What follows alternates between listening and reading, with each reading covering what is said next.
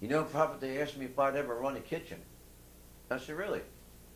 He goes, yeah, I had to say no. Then they asked me if I ever knew anything about catering, and I said, no. He said, my answer to everything they asked me was no. I said, that's great. Yeah, but.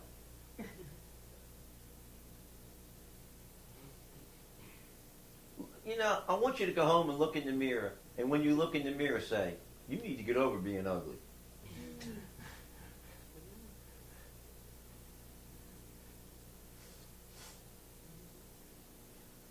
Because in the Song of Solomon, he says his beloved is beautiful. Not that she doesn't make mistakes. Not that she doesn't miss him, but he said about her, you're the fairest. You're beautiful. Your cheeks are like, your hair is like, your neck is like. There's a sex education lesson in there. It talks about the breast of a woman. I can remember Linda teaching Song of Solomon at Cornerstone in Weaver. That they told her would never succeed. My God, it was so powerful, just about took the church over. So, 6 and 6 is the number of man. He hath shown thee, O man, what is good. And what doth the Lord require of thee? Do you see anything in there about talent? Do you? Do you see anything in there about education? No. Do justice, love mercy, walk humbly with God. What are they? They are the attributes of heaven. Earth. Eternity's attributes. Huh? Eternity's attributes. I think it's here. No.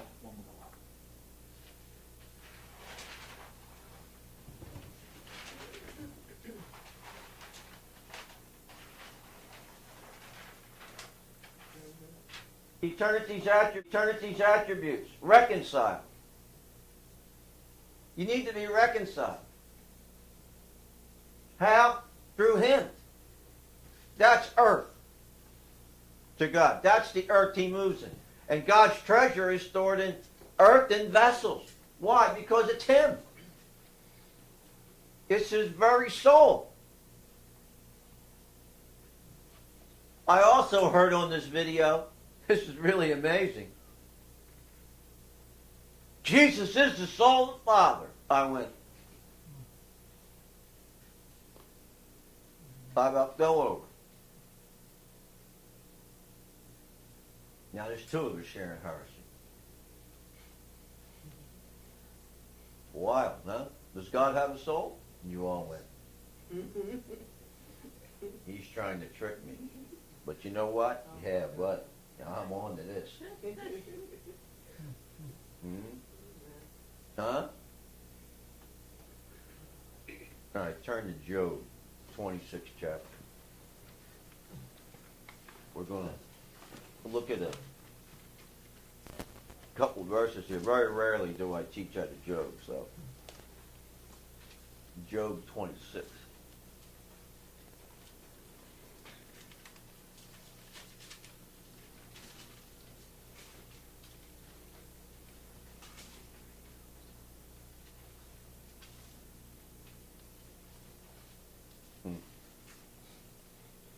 All right, verse 3 is kind of where I live.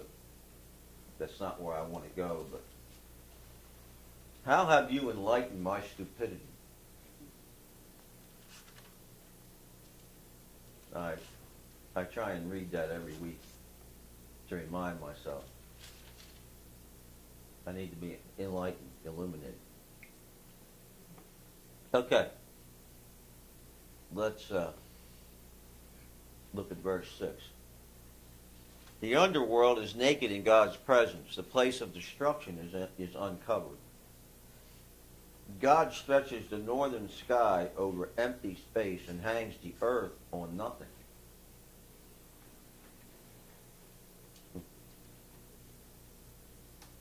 He wraps the rain in his thick clouds, and the clouds don't burst with the weight.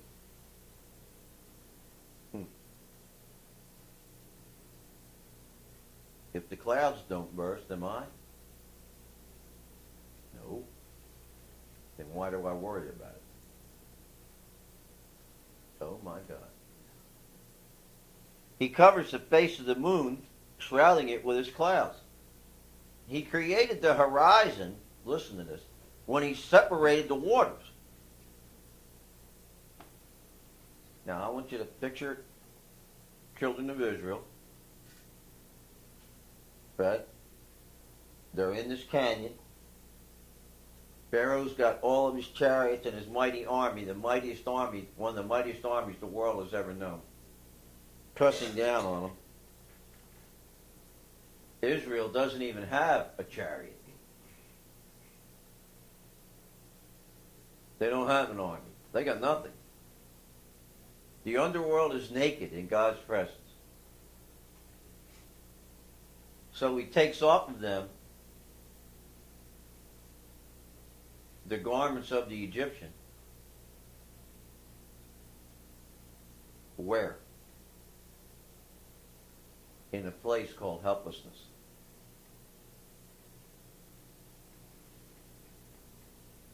Helplessness. We were naked. Who told you you were naked? We realized we were helpless.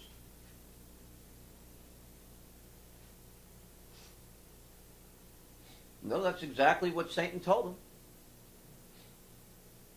You eat of that tree, you won't need to ask him everything. You'll know what he knows.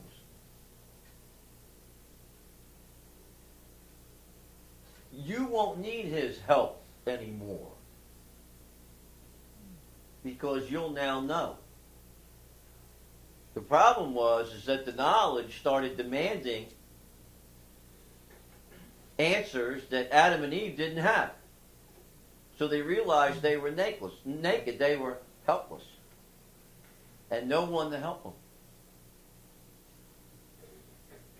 Knowledge doesn't help you. It demands. How do you like being in a relationship with people that all they do is demand from you? No, come on. See, this is what's wrong with marriage. A lot of marriages. They demand from each other. Love is patient and kind and seeks not its own. I don't demand. I'll tell you why. I really don't wear black and blue well. But, yeah, I bruise easy. Anyway, no, it's not the reason. The reason is because my words and my actions hurt. They hurt. And I don't want to hurt. Why do you want to hurt the people you love? If all you're doing is hurting them, you don't love them.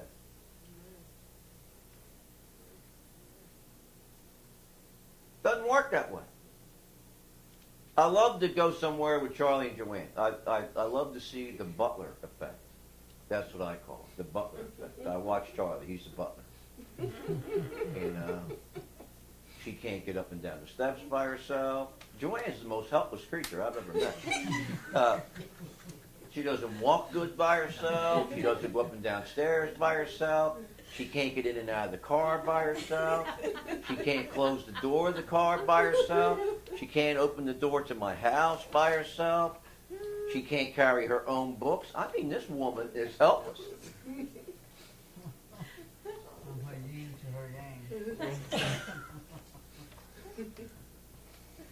I love to watch that because that's the epitome of love. You know, I love that. And it's not something that they talk about. They do it. You know? The place of destruction is uncovered, verse 6. God stretches out the northern sky over empty space. What's that mean? Your emptiness he fills with the treasures of heaven. God's treasure stored in earthen vessels. Empty space. When does God put his treasure in? When it's empty. When does God stretch out his hand? When you're empty. When does God cover you with his majesty, the blue sky? When you're empty. Not when you're full. Yeah, but I don't have anything. Yes, you do. You do have something. You have a ghetto mentality.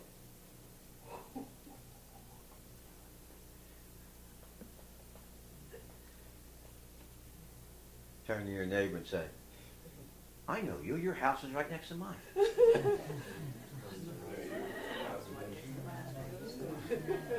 Yeah. Now you know why this word bothered me. Oh, it gets better. I'm just warming up, y'all. I got the Louisville Slugger out tonight. Huh? The weight of what you're going through, God has already made reservations to have it absorbed in him. Clouds. What's that? He wraps the rain in his thick clouds.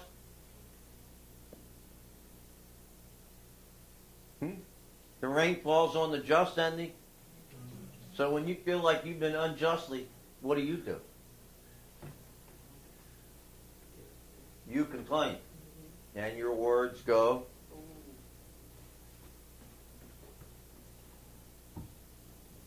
And he absorbs the weight and the hurt of your words because he takes into consideration you're just the dust of the earth and you really don't know what he knows.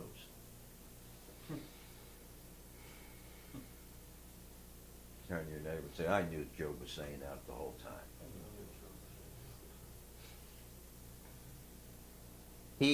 And the clouds don't burst with the weight.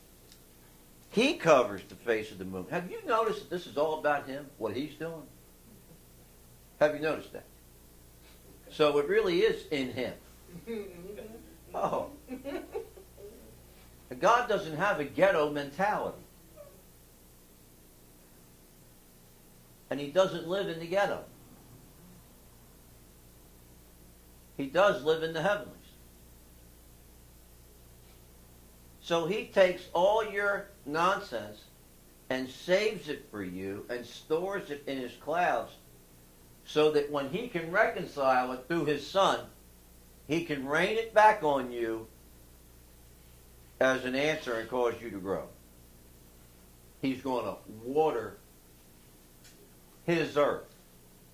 Oh, katararamoho.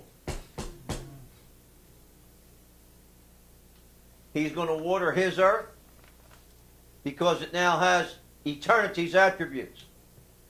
He takes your problem. Come unto me. And what does he do?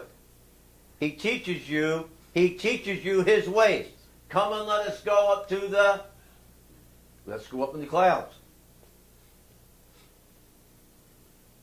Can't correlate, you can't study. It's right here. He covers the face of the moon. The moon is the light in the darkness. But it only reflects the light of the sun. So what does he do? He says, what you need is a relationship. And since you don't appreciate the one you have, I'm going to hide that one from you.